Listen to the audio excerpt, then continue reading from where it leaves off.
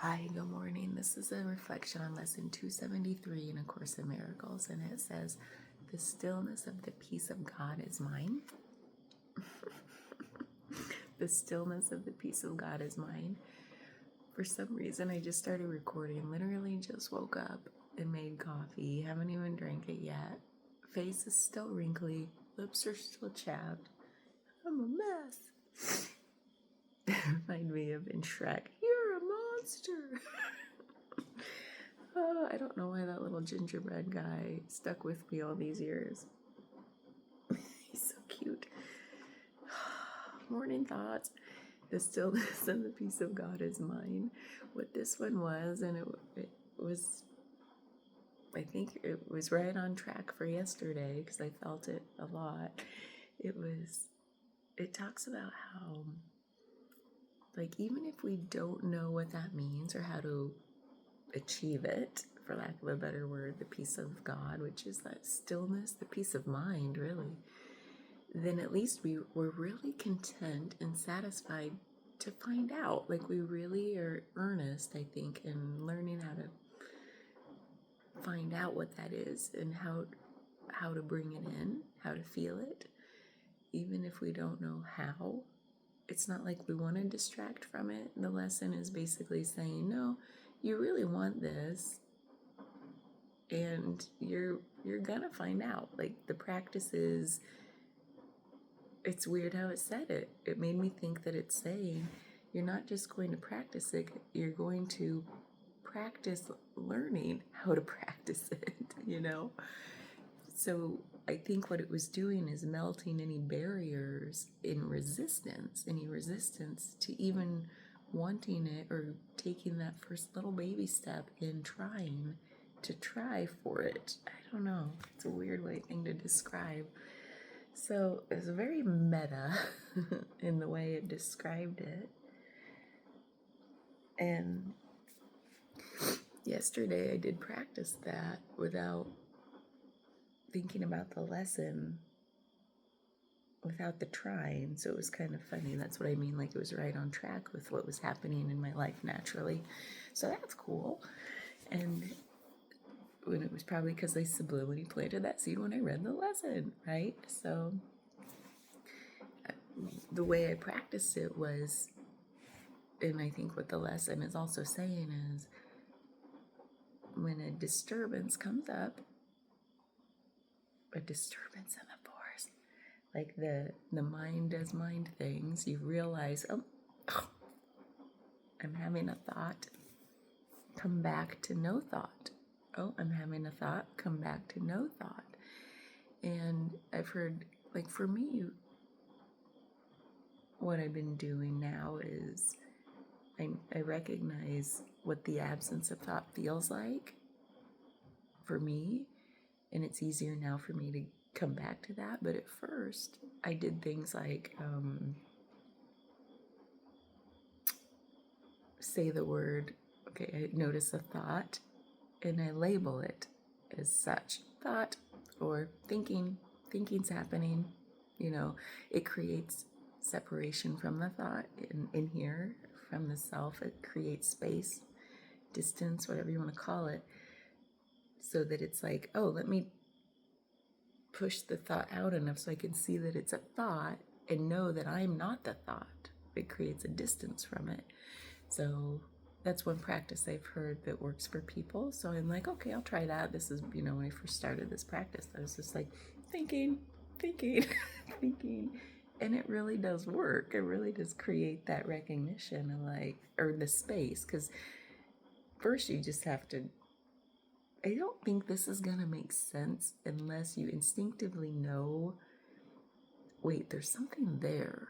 There's a there. Like, I want to follow that. Like, you might still be mind identified. I am most of the time. But in the early stages, it was like, would this have even made sense to me? No, it didn't for the longest time, I'm sure. But it's hard to reflect on how long didn't it make sense until one day it did. And then I was like, there's a there, and I'm going for it. And so then I was just like, oh, thinking. That thinking's happening. And then more and more space got created between the real me, whatever that is, and a thought.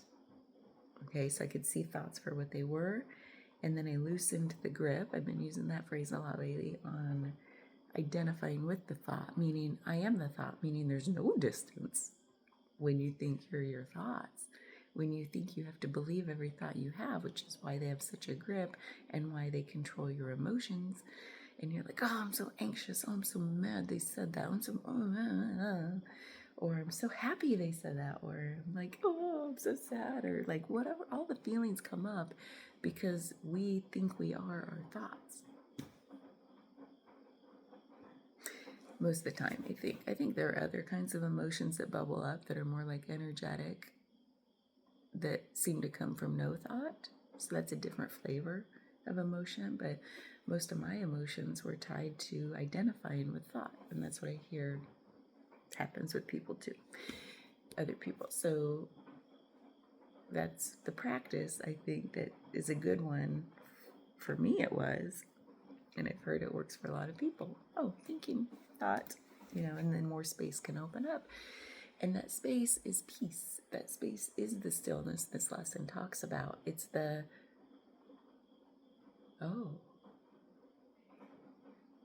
there's a hell of a lot more here than my thoughts, that I find way more enjoyable than my thoughts. And it's really in the senses, like in the field of sound, in the field of touch, like this. I was just like, oh, that feels good. Both to this part and to this part. And then I was playing with like, how do I sense into the difference? And this isn't even part of the lesson. This is just something I've played with. Like, it's fun to play with, like, what is this sense of sensation of feeling, not emotion feeling, but like sense feeling of the doer and the receiver, when you are both. The doer is this part, the receiver is this part. And then I was like, can I tell the difference versus this part touching another person where I can't be the receiver? What's that feel like to only have this sense? Does that make sense? I don't know. It just is something I've played with. I don't know if it's really led me anywhere, but it's been fun. And it really helps. I think it helps me tap into more nuance in the sensation, which then translates to more nuance in the sound field, in the sight field. I even feel like I've been picking up on more scents and tastes. And I've been, there's that word again, savoring more. Just a little more. It hasn't been a big one yet. But anyway, with the visual, yes, I'm noticing different things. In the sounds for sure. And then things start to undifferentiate, which is interesting because part of this was working on, I mean, it's not working, I was just fascinated by differentiation. And then undifferentiation, where things start to blend. When I talked about after the darkness retreat, when all my senses felt like they were blended together and I couldn't differentiate between sight and sound and touch. That gets real trippy. And why is this related to that stillness? I think it's because focusing on all of that with my attention isn't thought-based. It is now because I'm talking about it, but in the moment, you're just dropped into the body, or I was just dropped into the body, which is very much a sense of stillness and peace. Anything but thought feels like peace to me. Sometimes thoughts are fun, but it's still not peace in the sense that everything else feels more like peace. So that's what this lesson meant to me. I don't know. I don't think I have anything more to say on it right now. Bye.